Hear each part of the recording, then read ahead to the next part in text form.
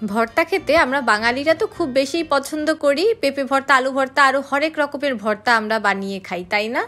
আজকে একটু ভিন্নধর্মী ভর্তার রেসিপি আপনাদের সাথে শেয়ার করছি। আজকে হচ্ছে গরুর গোশতের ভর্তার রেসিপি আপনাদের সাথে শেয়ার করব। আশা করি আজকের রেসিপিটি ভালো লাগবে। তো কি কি ইনগ্রিডিয়েন্ট লাগছে তা আগে একটু দেখিয়ে দিলাম। এখানে আমি শুকনা মরিচ, কাঁচামরিচ দুটোই নিয়েছি পেঁয়াজ, রসুন, আর নিয়েছি 1 পিস গরুর মাংস। এই গরুর মাংসটাকে আমি ছুরির সাহায্যে এভাবে ছোট ছোট করে কেটে নিয়েছি। মানে আপনারা চাইলে আর একটু ছোট করে কিমার মতো করেও বানিয়ে নিতে পারেন, যাতে সহজে সিদ্ধ হয়ে যায় এর জন্য। তো এখানে আমি সয়াবিন তেল ব্যবহার করেছি, আপনারা হচ্ছে সরিষার তেল দিয়ে করবেন। আমার সরিষার তেলের ফ্লেভারটা তেমন একটা ভালো লাগে না, যার জন্য আমি সরিষার তেল ব্যবহার করিনি।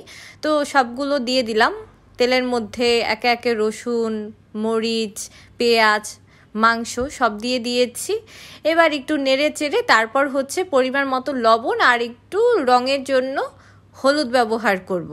তো এবার হচ্ছে আবার একটু সব কিছু ভালোভাবে নেড়ে চেড়ে মিশিয়ে তারপর একদম অল্প আছে আর কি, লো টু মিডিয়াম হিটে রেখে আপনারা হচ্ছে কিছুক্ষণের জন্য ঢাকনা দিয়ে রেখে দিবেন। খেয়াল রাখবেন যাতে নিচের দিকে পোড়া না লেগে যায়।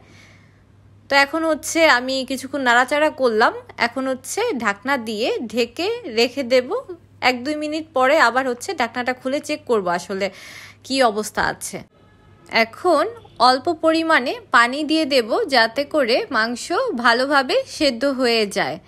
এই যে দেখুন, আর একটু হলে কিন্তু পোড়া লেগে যেত, যার জন্য একটু খেয়াল করবেন। ঢাকনা দিয়ে যখন ঢেকে রাখবেন, কিছুক্ষণ পর হচ্ছে আবার ঢাকনাটা উঠিয়ে দেখবেন যে আসলে কি অবস্থায় আছে। তো পানি দিয়ে আবারও ঢেকে দিলাম। তো এই তো কিছুক্ষণ পর দেখলাম পানি ভালোভাবে শুকিয়ে গিয়েছে আর মাংস সেদ্ধ হয়ে গিয়েছে।